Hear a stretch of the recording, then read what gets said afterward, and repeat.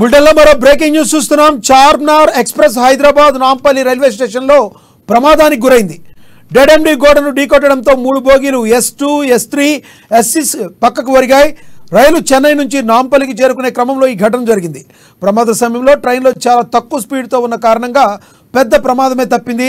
దిగడానికి సిద్ధంగా ఉన్నవారు గాయపడ్డారు. క్షతగాత్రులను లాలాగూడ ఆసుపత్రికి తరలించారు. వారు పూర్తిగా కోలుకునేంత వరకు హాస్పిటల్లోనే చికిత్స అందిస్తామని దక్షిణ మధ్య రైల్వే CPRO రాకేష్ తెలిపారు.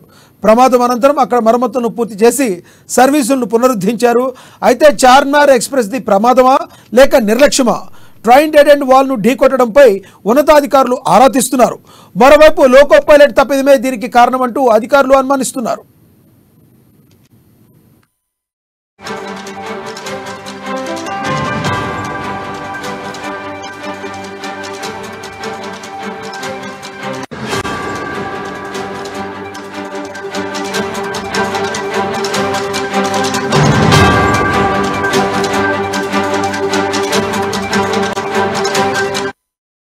బ్రేకింగ్ న్యూస్ చూస్తున్నాం. చార్మినార్ ఎక్స్ప్రెస్ హైదరాబాద్ నాంపల్లి రైల్వే స్టేషన్లో ప్రమాదానికి గురైంది.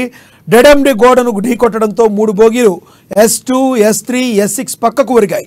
రైలు చెన్నై నుంచి నాంపల్లి చేరుకునే క్రమంలో ఈ ఘటన జరిగింది. ప్రమాద సమయంలో ట్రైన్లో చాలా తక్కువ స్పీడ్తో ఉన్న కారణంగా పెద్ద ప్రమాదమే తప్పింది. దిగడానికి సిద్ధంగా ఉన్నవారు గాయపడ్డారు. క్షతగాత్రులను లాలాగూడ ఆసుపత్రికి తరలించారు.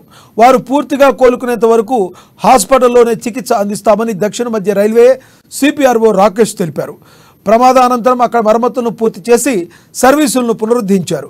అయితే చార్మినార్ ఎక్స్ప్రెస్ది ప్రమాదమా లేక నిర్లక్ష్యమా? ట్రైన్ డెడ్ ఎండ్ వాల్ను ఢీకొట్టడంపై ఉన్నతాధికారులు ఆరా తీస్తున్నారు. మరోవైపు లోకో పైలట్ తప్పిదమే దీనికి కారణమని అధికారులు అనుమానిస్తున్నట్లు సమాచారం.